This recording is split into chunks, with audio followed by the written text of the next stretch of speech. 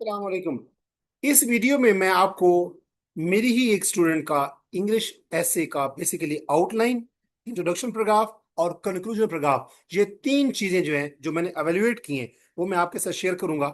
Screen share करूंगा, आप देखेंगे कि कौन कौन सी मिस्टेक्स हैं जो आप करते हैं तो आपका इंग्लिश ऐसे जो है वो पास नहीं हो पाता, और किन कौन कौन से ऐसे ऐसे एरियाज हैं जिनके ऊपर आपको तवज्जो करनी चाहिए। अगर आप इस वीडियो को शुरू से लेकर आखिर तक मुकम्मल तौर पे देख लेते हैं तो आपको ये आइडिया हो जाएगा कि अगर आप मेरा इंग्लिश ऐसे का सेशन ज्वाइन करेंगे, एवेल्यूएशन का और कोचिंग का, तो आपको पता चलेगा कि मैं किस तरीके से ऐसे एवेल्युएट करता हूँ और किस तरीके से उसकी मार्किंग होती है, किस तरीके से असेसमेंट होती है और किस तरीके से मैं स्टूडेंट्स के साथ कम्युनिकेट करता हूँ कि ये चीज़ें आपकी दुरुस्त होने वाली हैं। तो देखते हैं। आ, ये मेरी एक स्टूडेंट है जिनका इंग्लिश ऐसे बेसिकली मैंने चेक किया। अगर आपको ये विजिबल है तो ओके, अदरवाइज मैं इसको मजीद विजिबल बनाने की कोशिश करता हूँ।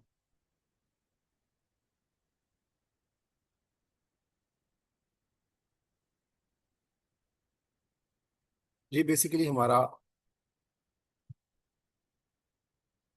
दोबारा मैं इसको शेयर करने की कोशिश करता हूँ। होपफुली ये आपको विजिबल होगा। जी, hopefully now it's clear. Topic हमारा है बेसिकली, आपको स्क्रीन पे विजिबल होगा। ये 11 मई को स्टूडेंट ने मुझे भेजा, लेकिन मैं इसको एवेल्युएट करके आज उनके साथ शेयर कर रहा हूँ। जो स्टूडेंट कंसर्न है वो भी इसको यहाँ पे देख रही होगी। टॉपिक हमारा है, जो असाइन किया गया या स्टूडेंट ने खुद वहां से उसके ऊपर लिखा इंग्लिश ऐसे, are new provinces in are new provinces the answer to governance inefficiencies in Pakistan. अब ये टॉपिक है, इसके एंड के ऊपर क्वेश्चन मार्क होना चाहिए क्योंकि ये बेसिकली क्वेश्चन है। चाहे इंग्लिश ऐसे भी है, टॉपिक भी है, उसके आगे क्वेश्चन मार्क होना चाहिए।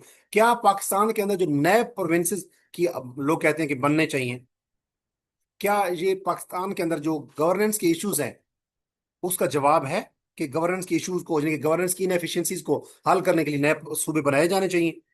अब इस ऐसे टॉपिक के शुरू में क्या लिखा हुआ है? आर, तो इसका मतलब है कि ये क्वेश्चन है। जिस ऐसे के टॉपिक के अंदर क्वेश्चन हो, इज, आर, एम अगर शुरू में हो और आगे क्वेश्चन मार्क हो, तो जो ऐसे का टॉपिक क्वेश्चन की फॉर्म में होता है वो हमेशा आर्गुमेंटेटिव ऐसे होता है। ये ऐसे के को अंडरस्टैंड करने की के हवाले से बड़ा इंपॉर्टेंट है। पहले आप टॉपिक को अंडरस्टैंड करते हैं, फिर जाके आप फैसला करते हैं। अगर सीएसएस का ऐसे होता है, ऐसे पेपर होते हैं उसमें 10 इंग्लिश ऐसे के टॉपिक्स होते हैं। पीएमएस में इसी तरह 4 से 5 होते हैं। तहसीलदार या इस तरह असिस्टेंट सुपरिटेंडेंट जेल या डिप्टी सुपरिटेंडेंट जेल या एसटीओ पैरा ब्ला ब्ला, इनमें भी 3 से 4 कम से कम टॉपिक्स होते हैं।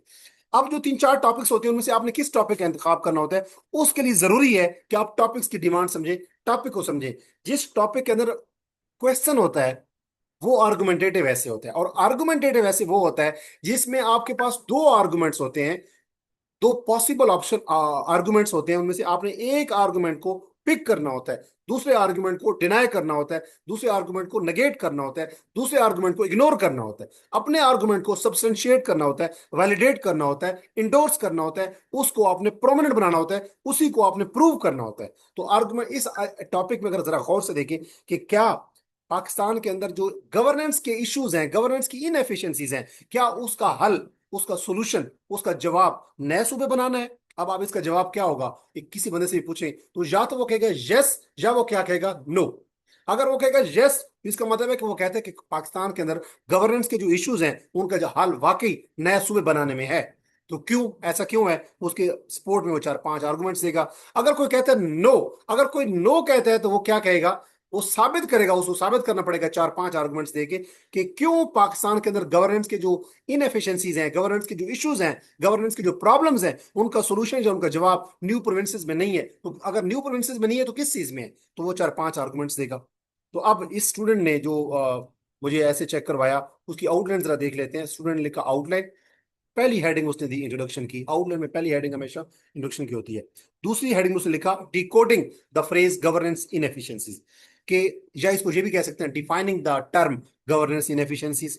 तो उसने गवर्नेंस इनएफिशिएंसी का जो टॉपिक है, जो वर्ड, जो टर्म है, जो ऐसे टॉपिक में है गवर्नेंस इनएफिशिएंसी, उसको डिफाइन करना, डिकोड करना, उसको अंडरस्टैंड करना और उसको एग्जामिनर को बताना पेपर चेकर को बताना कि ये इससे मैं क्या मुराद लूंगी। इसको हम कहते हैं रिसर्च की लैंग्वेज में ऑपरेशनल डेफिनेशन। जब आप कोई पीएचडी का या एमफिल लेवल पे रिसर्च कर रहे होते हैं, तो जिस टॉपिक पे कर रहे होते हैं उसमें अगर कोई वर्ड आया है, एक ऐसा वेरिएबल आया है कि जिसको आप डिफाइन करना जरूरी समझते हैं, तो उसकी आप वो डेफिनेशन लिखते हो जो आप उससे समझ रहे हो। तो इस कैंडिडेट ने लिखा decoding the phrase governance inefficiency, तो ये उसकी उसने गवर्नेंस इनएफिशिएंसी की। अब ये वो डेफिनेशन देगी जो ये समझती है या ये समझता है ये स्टूडेंट। तो इसको हम कहते हैं ऑपरेशनल डेफिनेशन। और अगर टॉपिक के अंदर कोई इंपॉर्टेंट वेरिएबल हो, कोई ऐसी वजाहत तलब कोई टर्म हो, तो आपने उसको जरूर डिफाइन करना होता है दूसरी हेडिंग में। तो इसने गवर्नेंस इनएफिशिएंसीज को डिफाइन कर दिया। अब न्यू प्रोविंसेस को डिफाइन करने की जरूरत नहीं है, आंसर वर्ड कोई डिफाइन करने की जरूरत नहीं है। गवर्नेंस इनएफिशिएंसी वजाहत तलब टर्म है, पाकिस्तान को वजा डिफाइन करने की जरूरत नहीं है। तो उसने लिखा सेकंड हेडिंग में decoding the phrase governance inefficiencies. Governance inefficiency को उसने इन्वर्टेड कमाज में लिख दिया। उसके बाद तीसरी हेडिंग उसने दी। अब यहां पे उसका अपना स्टांस आ रहा है कि how local governments rather than new provinces is the best answer to government inefficiencies in Pakistan. दोबारा सुने, उसने ये कहा कि लोकल गवर्नमेंट्स बेसिकली हल है पाकिस्तान के अंदर जो गवर्नेंस के इश्यूज हैं। उसने कहा न्यू प्रोविंसेस उसका हल नहीं है।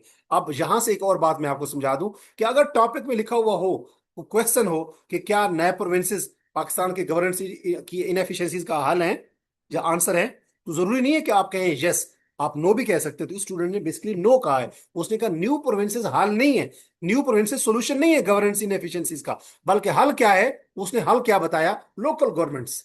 तो आप जरा देखें, उस स्टूडेंट ने लिखा कि हाउ लोकल गवर्नमेंट्स, डायरेक्ट उसने तीसरे में टॉपिक में अपना स्टांस दिया कि how local governments rather than new provinces is the best answer to the government in inefficiencies in Pakistan। अब चूंकि उसका ये स्टांस है, इसकी उसने नीचे आर्गुमेंट्स देने हैं, तो उसने इसके आगे कॉलर लगाया, वर्टिकल दो डॉट्स लगाए। ये वर्टिकल डॉट्स वहां लगाए जाते हैं जब नीचे सब सेंटेंसेस या सब आउटलाइंस होती हैं। अब उसने ये बात वो साबित करेगी कि कैसे लोकल गवर्नमेंट्स जो हैं वो सोल्यूशन है, वो आंसर है गवर्नेंस की गवर्नेंस गवर्नेंस इनएफिशिएंसीज को रिजॉल्व करने का, एड्रेस करने का। तो अब जरा देखते हैं। उसने कहा कि smaller units create a closer alignment between decision making and ground realities. कि ये जो लोकल गवर्नमेंट्स होती हैं उसमें आपको पता है कि ग्रास रूट लेवल के ऊपर बजट्स दिए जाते हैं, यूनियन काउंसिल्स होते हैं और उसमें उनके सेक्रेटरी होते हैं। तो जो छोटे छोटे यूनिट्स होते हैं लोकल गवर्नमेंट्स बेसिकली, उसने कहा कि ये क्लोजर अलाइनमेंट बन जाती है डिसीजन मेकिंग अथॉरिटी में और ग्राउंड रियलिटीज में। तो एक गांव है, उसकी ग्राउंड रियलिटीज क्या है, economic, social, cultural, religious, whatsoever, वो और उनके अंदर जो जो डिसीजन मेकिंग अथॉरिटी होती है वो भी उधर ही बैठी होती है, यूनियन काउंसिल के लोग या चेयरमैन या नाजिम या ब्ला ब्ला। तो उनके दरमियान में डिसीजन मेकिंग अथॉरिटीज में और ग्राउंड रियलिटीज में अलाइनमेंट अच्छी बेहतर बन जाती है अगर लोकल गवर्नमेंट्स हो। तो ये पूरा सेंटेंस है। तो ये चूंकि मेन उसका आर्गुमेंट तीसरी हेडिंग में है, तो उसका जो पहला आर्गुमेंट है वो 3.1 में है। पूरा सेंटेंस है, आगे फुल स्टॉप लगाया। दूसरा उसने आर्गुमेंट दिया लोकल गवर्नमेंट की सपोर्ट में कि local representatives understand community needs than distant provincial departments so deliver targeted public services. कि ये जो लोकल रिप्रेजेंटेटिव्स होते हैं लोकल गवर्नमेंट के अंदर, वो कम्युनिटी की नीड्स को बेहतर अंदाज में अंडरस्टैंड करते हैं एज कंपेयर टू वो जो दूर दराज के जो प्रोविंशियल डिपार्टमेंट्स होते हैं, जो कहीं लाहौर में पंजाब के लिए लाहौर, और सिंध के लिए कराची, और बलूचिस्तान के लिए कोयटा, और केपीके के लिए पेशावर। तो अगर जो लोग पेशावर से दूर हैं, जो पंजाब से दूर है, जो कोयटा से दूर हैं, जो कराची से दूर बैठे हुए हैं सिंध में, हैं पंजाब में, हैं बलूचिस्तान में और केपी के में बैठे हुए, तो अगर वो अपने प्रोविंशियल कैपिटल्स के जो लोग, जो प्रोविंशियल हेडक्वार्टर्स होते हैं, वहां बैठे हुए लोग अगर उनके मसाइल को हल करने के लिए कोई इंतजाम करेंगे या प्रोजेक्ट्स लेके आएंगे, तो वो इतने इफेक्टिव नहीं होंगे। लोकल रिप्रेजेंटेटिव जो होते हैं यूनियन काउंसिल के अंदर, वो या तहसील नाजिम के अंदर या जो डिस्ट्रिक्ट नाजिम होता है, तो वो लोकल लेवल के ऊपर मौजूद होते हैं। वो अपने गांव, अपने टाउन्स, अपनी यूनियन काउंसिल्स, अपनी तहसील को बेहतर बेहतर अंदाज में समझते हैं, अपनी कम्युनिटी की नीड्स को। तो ये भी एक जरूरी है। इससे क्या होता है, अच्छी public services, targeted public services वो दे पाते हैं। तीसरा उसने आर्गुमेंट दिया 3.3 में, ये भी सेंटेंस की शक्ल में था 3.2। जी सब आउटलाइन होती है वो हमेशा सेंटेंस की शक्ल में होती है, कंप्लीट सेंटेंस। तीसरा उसने लिखा कि decision making and dispute resolution. अब यहाँ उसने दो बातें लिखी है, मैं हमेशा स्टूडेंट्स को रिकमेंड करता हूँ कि एक ही वर्ड लिखा जाए, ऐसा वर्ड जामे कंप्रीहेंसिव जिसमें दोनों बातें आ जाए। तो उसने लिखा decision making and dispute resolution, and लिखी उसने लिखा, मैं इसको इग्नोर कर देता हूँ, इट्स ये है तो इट्स मिस्टेक, लेकिन इट्स ओके, इग्नोरेबल मिस्टेक है। Decision making and dispute resolution at the centre of common interest and national finance commission will be easier. कि अगर लोकल गवर्नमेंट्स हों तो फिर जो काउंसिल ऑफ कॉमन इंटरेस्ट है या जो नेशनल फाइनेंशियल कमीशन है, उसके अंदर जो डिस्प्यूट्स आते हैं काउंसिल ऑफ कॉमन इंटरेस्ट में या नेशनल फाइनेंशियल कमीशन में, अगर हम पाकिस्तान की बात करें, तो उनकी डिसीजन मेकिंग और डिस्प्यूट रेजोल्यूशन ज्यादा आसान हो जाएगी अगर लोकल गवर्नमेंट सिस्टम आ जाए। चौथा उसने आर्गुमेंट लिखा 3.4। ये 3.4 इसलिए लिखा जा रहा है, 3.1, 3.2, 3.3, क्योंकि मेन जो हेडिंग थी वो कौन सी थी? 3, जिसमें उसने अपना स्टांस दिया कि how local governments rather than new provinces is the best answer to government inefficiency in Pakistan. अब 3.4 में उसने ये कहा कि local governments would promote political inclusion and better dynastic politics by giving representative to marginalised groups. उसने कहा कि local governments जो है वो प्रमोट करती है पॉलिटिकल इंक्लूजन, कि तमाम लोगों की आवाजें शामिल हो जाती हैं पॉलिटिकल डिसीजन मेकिंग में। और डायनेस्टिक पॉलिटिक्स जो होती है, ये जो नवाज फैमिली की और शरीफ फैमिली की और जरदारी फैमिली की हुकूमतें आ रही हैं और एक पूरे खानदान की हुकूमतें आ रही होती हैं, उसको ये खत्म करती है। रिप्रेजेंटेटिव्स को क्या करती है? By giving representation to marginalised groups. यानी कि अगर लोकल गवर्नमेंट्स हों तो जो मार्जिनलाइज्ड ग्रुप्स होते हैं, जिसमें विमेन हैं, जिसमें ट्रांसजेंडर्स हैं, जिसमें गरीब तो तबकात हैं, या जिसमें स्पेशल पर्सन हैं, वो मार्जिनलाइज जो ग्रुप्स होते हैं जिनकी आवाजें शामिल नहीं होती डिसीजन मेकिंग के अंदर, पॉलिटिकल प्रोजेक्ट्स के अंदर, तो उनको भी रिप्रेजेंटेशन मिल जाती है लोकल गवर्नमेंट सिस्टम में। वो भी पॉलिटिकल इंक्लूजन हो जाती है, और जो डायनेस्टिक पॉलिटिक्स है वो खत्म कर देती है लोकल गवर्नमेंट। तो लोकल गवर्नमेंट जो है जो ज्यादा फायदेमंद या सूदमंद है। पांचवा उसने आर्गुमेंट दिया अपने सपोर्ट, अपने आर्गुमेंट की सपोर्ट में उसने अपने स्टांस की सपोर्ट में उसने पांचवा आर्गुमेंट दिया कि menace of corruption would be minimised in smaller administrative units. तो उसने हमारा 2 मरतबा लिखा, तो उसको एक को मैंने अंडरलाइन कर दिया कि जी इसको अवॉइड करें रेपिटेशन को। तो ये जो करप्शन का जो अफरियत है, या करप्शन का जो आप कह सकते हैं कि जो भी इशू है, मैंने है, ये खत्म हो जाएगा, मिनिमाइज हो जाएगा अगर छोटे छोटे यूनिट्स के ऊपर हुकूमत होगी। छोटे छोटे यूनिट्स, यूनियन लेवल पे, टाउन लेवल पे, तहसील लेवल पे। तो इसका मतलब ही वही है कि बेसिकली लोकल गवर्नमेंट की वो सपोर्ट कर रही है स्टूडेंट। और local government system is highly cost effective than creating new provinces. नए सूबे बनाने की बजाय लोकल गवर्नमेंट सिस्टम जो है वो बड़ा कॉस्ट इफेक्टिव है, इस पे खर्चे कम होते हैं। अब चौथा आर्गुमेंट उसने दिया बेसिकली, ये इससे तीसरे आर्गुमेंट में उसने जो उसने स्टांस दिया कि न्यू प्रोविंसेस नहीं बनाने चाहिए बल्कि लोकल गवर्नमेंट सिस्टम मुतारफ करना चाहिए, उसकी सपोर्ट में उसने सब आउटलाइन की शक्ल में 6 आर्गुमेंट्स दिए, कंप्लीट सेंटेंसेस की शक्ल में। और चौथी हेडिंग उसने दी आउटलाइन के अंदर, हिंड्रेंसेस में ई का स्पेलिंग यहाँ मिस्टेक है, तो hindrances in the way of empowering third tier of governance. अब ये जो लोकल गवर्नमेंट्स है, इस इसके अंदर रुकावटें कौन सी हैं? ये जो हम लोकल गवर्नमेंट सिस्टम मुतारिफ करवाते हैं, इसके अंदर कुछ इश्यूज भी हो सकते हैं, रुकावटें भी तो हो सकती हैं। इस स्टूडेंट ने बेसिकली स्टांस ये लिया कि लोकल गवर्नमेंट सिस्टम होगा तो क्या होगा, गवर्नेंस इश्यूज जो हैं वो क्या होंगे, हल होंगे। अब लोकल गवर्नमेंट सिस्टम जब मुतारिफ हम करवाते हैं तो उसमें हिंड्रेंसेस भी तो होती हैं। तो उसने उसके हिंड्रेंसेस का वो जिक्र करेगी, और आखिरी हेडिंग उसने दी कंक्लूजन की। तो ये बेसिकली आउटलाइन है, ये कंप्रिहेंसिव आउटलाइन है। उसके बाद उसने उसका इंट्रोडक्शन का पैराग्राफ देखते हैं, उसने क्या लिखा। इंट्रोडक्शन का पैराग्राफ उसने लिखा कि Pakistan governance landscape reveal significant institutional weaknesses as highlighted by the world bank's world wide governance indicators. उसने कहा पाकिस्तान का जो गवर्नेंस की लैंडस्केप है उसमें बहुत सारी इंस्टीट्यूशनल इदारा जाती वीकनेसेस है जो कि हाईलाइट किए हैं। वर्ल्ड बैंक का जो वर्ल्ड वाइड गवर्नेंस इंडिकेटर है, WGI, ये वर्ल्ड बैंक का एक गवर्नेंस इंडिकेटर है, जिसमें 5-6 बेसिकली स्टैटिस्टिक्स होती हैं। डेमोक्रेसी भी इसमें आती है, वॉइस एंड अकाउंटेबिलिटी भी इसमें आती है, और इसी तरह इसके अंदर अगर हम देखें तो गवर्नमेंट इफेक्टिवनेस भी आती है, और इसके अलावा 2-3 और डायमेंशंस भी हैं। तो ये वर्ल्ड बैंक का वर्ल्ड वाइड गवर्नेंस इंडिकेटर जो है, उसने कहा वर्ल्ड बैंक का ये जो वर्ल्ड वाइड गवर्नेंस इंडिकेटर है वो भी शो करता है कि पाकिस्तान के अंदर इदारा जाती जो वीकनेसेस हैं, उसकी वजह से क्या है, पाकिस्तान के अंदर गवर्नेंस के इश्यूज है। उसने जो इंट्रोडक्शन का स्टार्ट किया उसमें वर्ल्ड बैंक का वर्ल्ड वाइड गवर्नेंस इंडिकेटर की बात कर दी। और वर्ल्ड वाइड गवर्नेंस इंडिकेटर जो है WGI, उसके 5-6 पहलू हैं। उसने उसमें 2 का हवाला दिया कि अक्रॉस 6 की डायमेंशन कि WGI जो इंडेक्स है बेसिकली वर्ल्ड बैंक का, उसमें 6 डायमेंशन हैं। उसने कहा अक्रॉस 6 की dimension the country demonstrates considerable challenges that undermine effective state functioning. कि ये जो WGI जो इंडेक्स है वर्ल्ड बैंक का, उसके अंदर जो 6 डायमेंशन हैं, वो ये बताते हैं कि पाकिस्तान के अंदर बड़े कंसिडरेबल चैलेंजेस हैं जो पाकिस्तान के स्टेट फंक्शनिंग को क्या करते हैं, अंडरमाइन करते हैं। जिसमें उसने पहली मिसाल दी कि वॉइस एंड अकाउंटेबिलिटी के अंदर voice and accountability remains low, bracket में उसने लिखा 10 से 15%, effectively reflecting limited citizen participation and weak political freedoms. कि पाकिस्तान की वर्ल्ड वाइड गवर्नेंस इंडिकेटर बताता है कि पाकिस्तान का जो वॉइस एंड अकाउंटेबिलिटी का इंडिकेटर है वो 10 से 15% है। जिसमें इसका मतलब ये है कि पाकिस्तान में जो सिटीजन हैं उनकी पार्टिसिपेशन हुकूमत के अंदर या उनकी वॉइसेस और उनकी जो पॉलिटिकल फ्रीडम है वो क्या है, बहुत ही लो है, 10 से 15% है।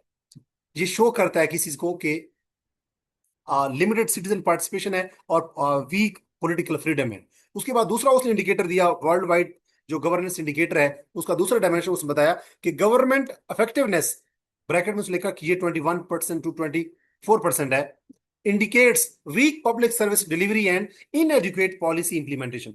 कि जो WGI जो इंडेक्स है वर्ल्ड बैंक का, वो शो करता है कि पाकिस्तान के अंदर गवर्नमेंट इफेक्टिवनेस सिर्फ 21 से 24% है। जो ये शो करती है कि यहाँ पे पब्लिक सर्विस डिलीवरी, जो गवर्नमेंट ने सर्विसेज प्रोवाइड करनी होती है लोगों के लिए, पब्लिक के लिए, वो बहुत वीक है। और पॉलिसी इंप्लीमेंटेशन, पॉलिसीज बनती हैं लेकिन उनकी इंप्लीमेंटेशन क्या है, बहुत वीक है या इनएजुकेट है।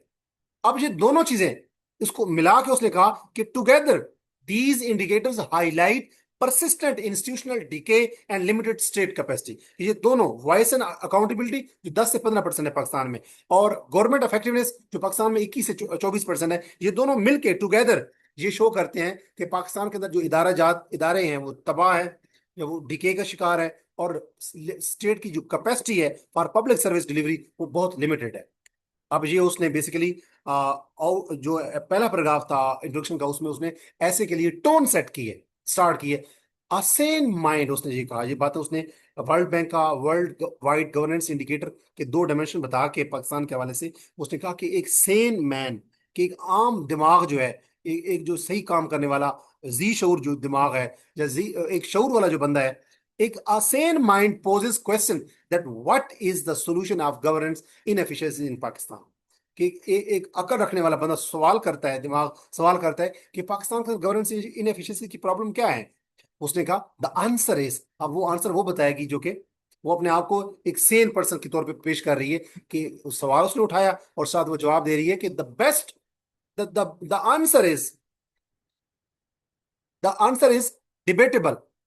डिबेटेबल में यहाँ पे ई उसने लिखा, ये भी गलत है, ई नहीं होना चाहिए, वेदर की स्पेलिंग भी गलत है। तो आंसर उसने कहा कि the answer is debatable, answer जो है इस ये डिबेटेबल है। कुछ लोग कहेंगे कि प्रोविंसेस न्यू बनाने चाहिए और कुछ लोग कहेंगे कुछ और होना चाहिए। तो उसने कहा the answer is debatable whether the creation of new provinces or its alternative. उसने कहा कि जो जवाब है इसका कि पाकिस्तान में गवर्नेंस की एफिशिएंसीज का हल क्या है, तो उसका जवाब जो है वो डिबेटेबल है। कुछ लोग कहते हैं कि न्यू प्रोविंसेस होने चाहिए, कुछ लोग कहते हैं कि नहीं, इसको उसके अल्टरनेटिव होने चाहिए।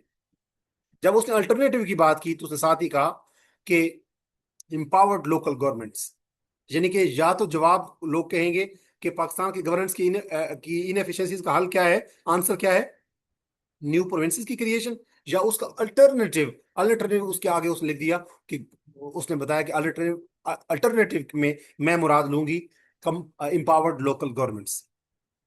अब उसने लोकल गवर्नमेंट का क्योंकि स्टांस लिया है, वो कहेगी कि local governments are considered more efficient than creating new provinces because they operate at the grass root level to deliver targeted public services without the massive financial and administrative cost.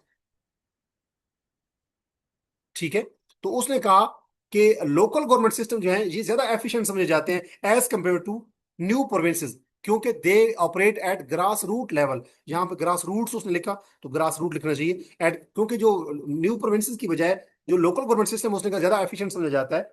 ज्यादा efficient इसलिए समझा जाता है क्योंकि वो grass root level पे local government system काम कर रहा होता है, और वो टारगेटेड पब्लिक सर्विसेज भी डिलीवर कर रहा होता है लोकल गवर्नमेंट सिस्टम, और उसमें कोई फाइनेंशियल या एडमिनिस्ट्रेटिव ज्यादा इतनी कॉस्ट भी पे नहीं करनी पड़ती। और फिर उसने ये कहा, यस, उसने कहा local government system are considered more efficient than creating new provinces because they operate at the grassroots level to deliver targeted public services without the massive financial and administrative cost, आगे, cost of establishing new provincial capitals, bureaucracies and assemblies। कि new provinces जब बनाए जाएंगे तो साथ new bureaucracies, नए bureaucrat वहां पे भर्ती किए जाएंगे, न्यू प्रोविंशियल कैपिटल्स बनाए जाएंगे, नए उसमें असेंबलीज बनाई जाएंगी। तो ये जो न्यू प्रोविंसेस का उसने कॉन्सेप्ट था उसने उसको नेगेट किया और लोकल गवर्नमेंट सिस्टम को उसने क्या किया, इंडोर्स किया, अपना बेसिकली स्टांस दिया। फिर उसने कहा, लोकल गवर्नमेंट की बात उसने की कि ग्लोबल एक्सपीरियंस जो है, बियर्स विटनेस के, वो भी ये इस बात की शहादत देता है, गवाही देता है, global experience bears witness that local governments have been instrumental in responsible and accountable governance for the effective delivery of public service and attainment of sustainable development goals. उसने कहा वर्ल्ड के जो एक्सपीरियंसेस हैं बाकी ममालिक में, वो भी ये शहादत देते हैं कि लोकल गवर्नमेंट सिस्टम जो है वो बड़े इंस्ट्रूमेंटल होते हैं, बड़े वायबल होते हैं, बड़े फायदेमंद सूदमंद होते हैं, रिजल्ट ओरिएंटेड होते हैं in creating responsible, responsive and accountable governance for effective delivery of public service. और साथ साथ उसने कहा कि सस्टेनेबल डेवलपमेंट गोल की अचीवमेंट के लिए भी लोकल गवर्नमेंट सिस्टम बड़ा अच्छा सूदमंद साबित होता है। देयरफॉर, अब इंट्रोडक्शन पैराग्राफ को वो कंक्लूड कर रही है, therefore comma the country is in the dire need to devolve the power to local levels in order to deal with governance inefficiencies और डील का मतलब है मुश्किलात, जब प्रॉब्लम्स। उसने कहा कि इसलिए कंट्री जो है वो बड़ी जब उसको शदीद जरूरत है कि वो पावर को डिवॉल्व करे, यानी सेंट्रलाइजेशन से क्या हो, डिलिमिटेशन हो, या सेंटर से क्या हो बेसिकली डिवॉल्व हो, और लोकल गवर्नमेंट सिस्टम जो अख्तियारात है, डिसीजन मेकिंग की जो पावर है वो लोकल लेवल के ऊपर हो, ग्रास रूट लेवल के ऊपर हो। Therefore the country is in dire need to devolve the power to local level in order to deal with the governance inefficiency और डील कि गवर्नेंस इनएफिशिएंसी की जितनी भी प्रॉब्लम्स हैं उनको डील करने के लिए पावर को डिवॉल्व करने की जरूरत है, सेंट्रलाइजेशन से डिसेंट्रलाइज करने की जरूरत है, यानी कि लोकल गवर्नमेंट मुतारिफ करने की जरूरत है। तो ये उसका इंट्रोडक्शन पैराग्राफ है। मैंने इसकी इस पैराग्राफ इंट्रोडक्शन पैराग्राफ को में एक्सीलेंट इंट्रोडक्शन लिख के 8 आउट ऑफ 10 नंबर दिए। अगर हम इंट्रोडक्शन पैराग्राफ को 10 नंबर समझे तो इसमें मैंने उसको 8 नंबर दिए। ये बहुत अच्छा पैराग्राफ लिखा हुआ है, दो तीन स्पेलिंग मिस्टेक के अलावा। उसके बाद कंक्लूजन जरा देखते हैं कि उसने कंक्लूजन में लिखा टू एमिलियोरेट। एमिलियोरेट उसने एक तो लिखा ई से, ये वर्ड होता है ए से, एमिलियोरेट। एमिलियोरेट होता है किसी बैड या अनप्लेजेंट चीज को प्लेजेंट करने को कहते हैं। जब कंक्लूजन को पैराग्राफ लिखते हैं तो उसमें टू एमिलियोरेट या ये वर्ड नहीं लिखते, हमेशा लिखते हैं टू इनकैप्सुलेट, जैसे मैंने लिखा यहाँ पे, या टू कंक्लूड या इन नटशेल, ये वर्ड लिखे जाते हैं। तो उसने लिखा टू एमिलियोरेट, तो मैंने यहाँ पे लिखा कि एमिलियोरेट इज प्रॉपर वर्ड, ये ई वर्ड गलत है, और ये नहीं लिखना चाहिए बल्कि टू इनकैप्सुलेट या टू कंक्लूड लिखना चाहिए, कॉमा।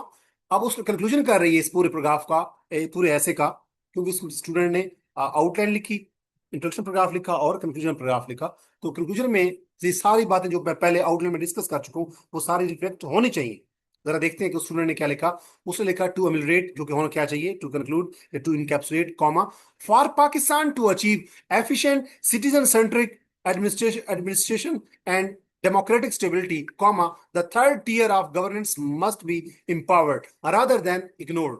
अब मैंने जहां पे लिखा कि ऐसा नहीं लिखना चाहिए, लिखना ये चाहिए कि for Pakistan to achieve efficient citizen centred administration and democratic stability, comma, the third tier of governance must be empowered rather than creating new provinces।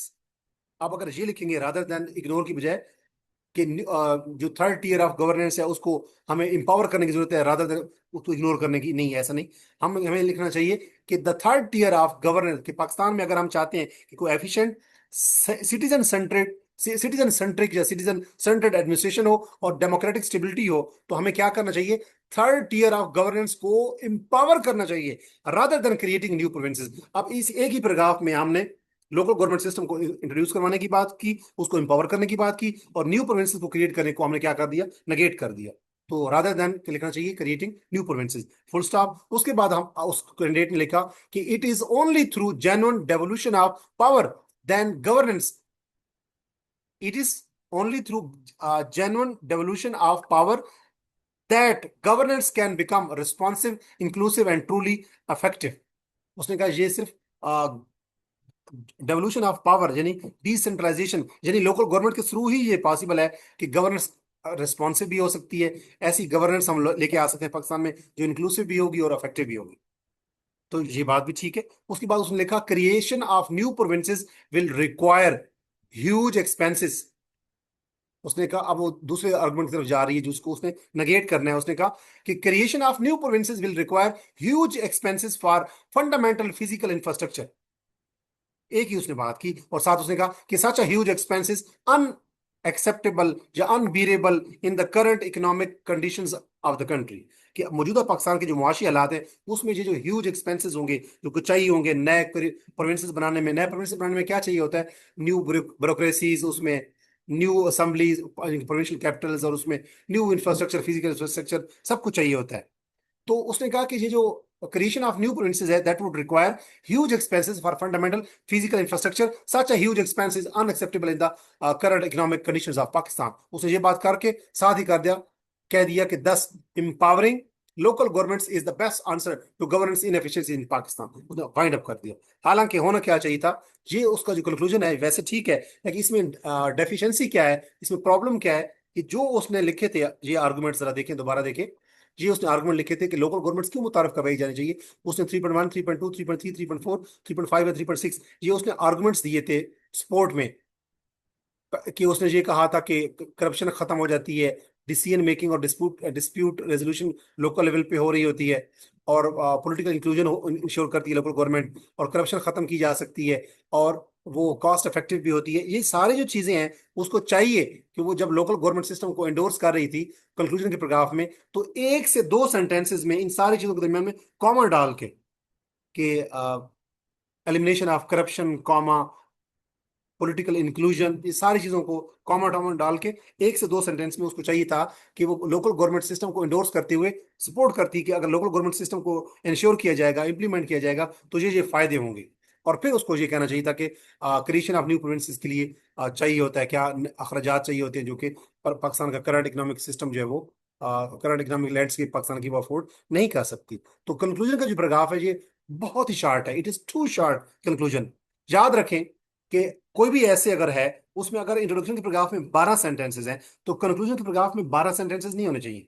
Introduction paragraph जरा लेंथी होता है, अगर उसमें 12 सेंटेंसेस हैं तो कंक्लूजन पैराग्राफ में 6 सेंटेंसेस नहीं होने चाहिए, उसका हाफ भी नहीं होना चाहिए। अगर इंट्रोडक्शन के पैराग्राफ में 12 सेंटेंसेस हैं तो कंक्लूजन के पैराग्राफ में कम से कम 8 सेंटेंसेस होने चाहिए। बहुत शॉर्ट भी नहीं होना चाहिए, लेकिन बहुत लेंथी भी नहीं होना चाहिए। यहाँ पे गुंजाइश थी कि ये स्टूडेंट जो है वो लोकल गवर्नमेंट सिस्टम की सपोर्ट में एक से दो सेंटेंस लिखती, जिसमें चार पांच छह जो उसने आर्गुमेंट्स दिए थे आउटलाइन में उनको कामास की शक्ल में इकट्ठा करके कंबाइन करके एक ही दो सेंटेंस में लिख देती कि लोकल गवर्नमेंट सिस्टम का ये फायदा होगा। और आखिर में लिखती कि creation of new provinces required huge expenses which Pakistan cannot tolerate, or which Pakistan cannot afford in the wake of current economic indicators या current economic landscape। और आखिर पे उसने जो कंक्लूड किया दैट इज बेस्ट, उसमें उसने लिखा कि दस empowering local governments is the best answer to governance inefficiencies in Pakistan। तो यहाँ पे मैंने इसको फीडबैक ये दिया कि ये कंक्लूजन टू शॉर्ट है। Include supporting arguments in the form of a sentence और two sentences as well. Supporting arguments कौन से हैं कि लोकल गवर्नमेंट सिस्टम को क्यों मुतारफ करवाया जाना चाहिए। कंक्लूजन पैराग्राफ में मैंने इस बच्चे को नंबर दिए हैं, ये बच्ची को, और 10 में से 5 नंबर। और इंट्रोडक्शन पैराग्राफ में इसको मैंने दिए 10 में से 8 नंबर। इंट्रोडक्शन पैराग्राफ वंडरफुल है, कंक्लूजन पैराग्राफ जो है दैट रिक्वायर्स मोर एफर्ट्स। तो मैं उम्मीद करता हूं कि ये जो टॉपिक था हमारा कि are new provinces the answer to governments to are the new provinces the answer to government governance inefficiency in Pakistan. ये जो आर्गुमेंटेटिव ऐसे का टॉपिक है, इसके ऊपर आउटलाइन कैसे बनाई जाती है, इसके ऊपर इंडक्शन पैराग्राफ में क्या होना चाहिए और कंक्लूजन पैराग्राफ में क्या होना चाहिए, ये आपको समझ आ गया होगा। अगर आप इंग्लिश ऐसे की आर्ट को समझना चाहते हैं तो मेरा 1 मंथ का इंग्लिश ऐसे ट्रेनिंग का एक कोर्स है जो कि ऑनगोइंग है, उसमें आप एनरोल हो सकते हैं। उसमें बेसिकली डेली बेसिस पे आपको असाइनमेंट दी जाती है, जैसे स्टूडेंट को असाइनमेंट दी गई उसको चेक किया जाता है, जैसे मैंने अभी आपके सामने इसको पढ़ के बताया, चेक करके बताया। स्टूडेंट्स को मार्किंग की जाती है कि आपकी इस चीज में, इंट्रोडक्शन में, कंक्लूजन में, आउटलाइन में, अगर मैं इसको आउटलाइन में नंबर दूं तो इसके आउटलाइन में नंबर बनते हैं 10 में से आप कह सकते हैं 7 नंबर ऑलमोस्ट।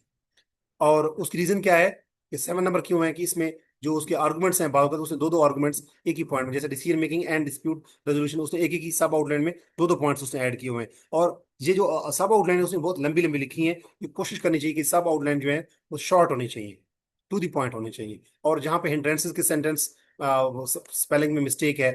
और जो चौथा पॉइंट है basically hindrances in the way of empowering third tier of governance, इसके आगे फुल स्टॉप लगाया जाना चाहिए, या सॉरी इसके आगे कॉलन लगाया जाना चाहिए। इसी तरह अगर हम देखें तो यहाँ पे समारोह की रेपिटेशन हो रही है।